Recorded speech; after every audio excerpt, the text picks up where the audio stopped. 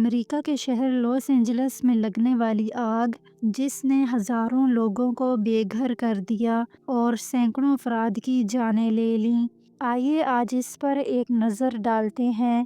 جب زمین پر ظلم کی انتہا ہوتی ہے، جب انسانیت اپنی بدترین حالت میں پہنچ جاتی ہے، تو پھر قدرت کا رد عمل انتہائی سنسنی خیز اور عبرتناک ہوتا ہے۔ وہ رد عمل جو ہمیشہ کے لیے تاریخ کا حصہ بن جاتا ہے۔ یہ وہ وقت تھا جب غزہ کی سرزمین پر انسانیت کی چیخیں بلند ہو رہی تھیں، جہاں کی مائیں، بچے، بزرگ اور جوان سب ایک ہی درد میں ڈوبے ہوئے تھے، لیکن دنیا نے اپنی آنکھیں بند کی ہوئی تھی جب اللہ کے بندے اس طرح رو رہے تھے۔ کیا اللہ خاموش رہ سکتا تھا؟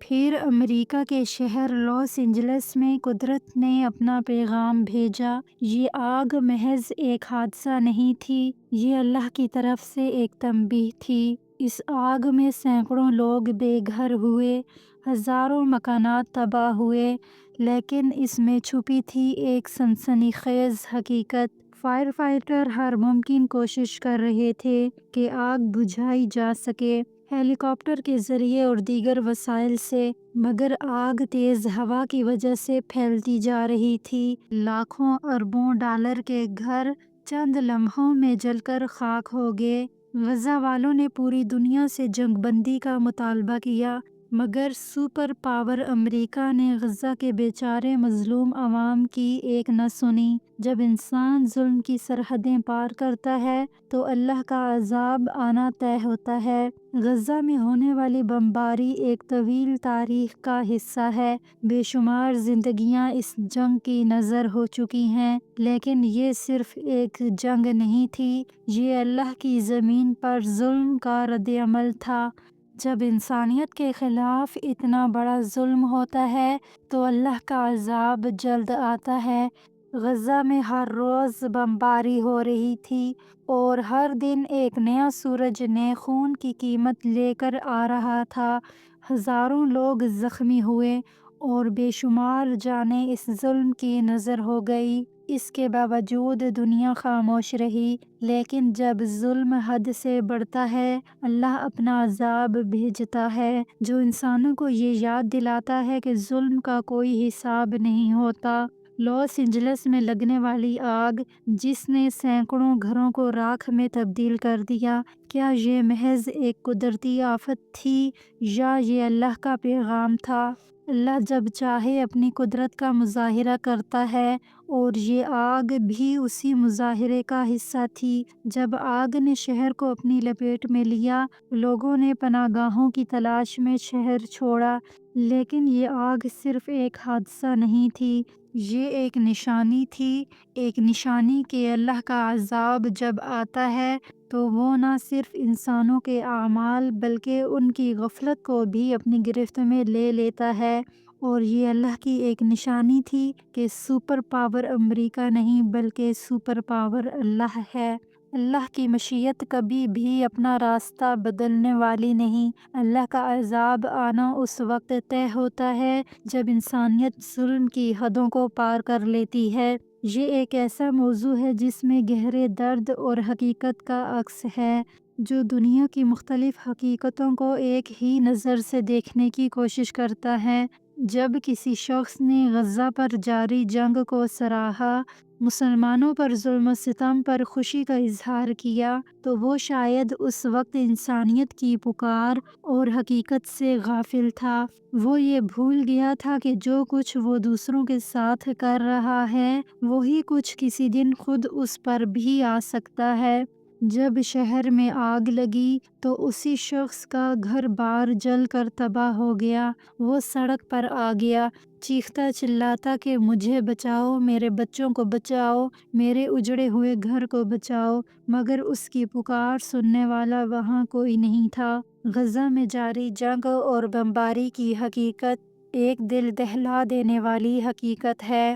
ہزاروں جانیں اس جنگ کی نذر ہو چکی ہیں اور روزانہ بمباری سے بے شمار مکانات تباہ ہو رہے ہیں۔ اس علاقے کے لوگوں کو نہ صرف جسمانی نقصان پہنچ رہا ہے بلکہ ان کے دلوں پر ایک گہرا نفسیاتی اثر پڑ رہا ہے۔ ہر روز یہ لوگ خوف اور تباہی کا سامنا کرتے ہیں۔ ان کے مکانات، اسکول، اسپتال اور سڑکیں تباہ ہو چکی ہیں اور دنیا نے اس پر خاموشی اختیار کی ہوئی ہے۔ اب اگر ہم لاس اینجلس کی آگ پر بات کریں جس نے ہزاروں گھر جلائے اور لاکھوں افراد کو نقل مکانی پر مجبور کر دیا، تو ہم دیکھتے ہیں کہ دونوں حالات میں انسانیت کے درد کی نوعیت ایک جیسی ہے۔ لاس اینجلس میں ایک قدرتی آفت کی صورت میں آگ نے تباہی مچائی، جبکہ غزہ میں انسانوں کی جانب سے کی گئی جارحیت اور بمباری نے ہزاروں جانوں کا صفایا کیا۔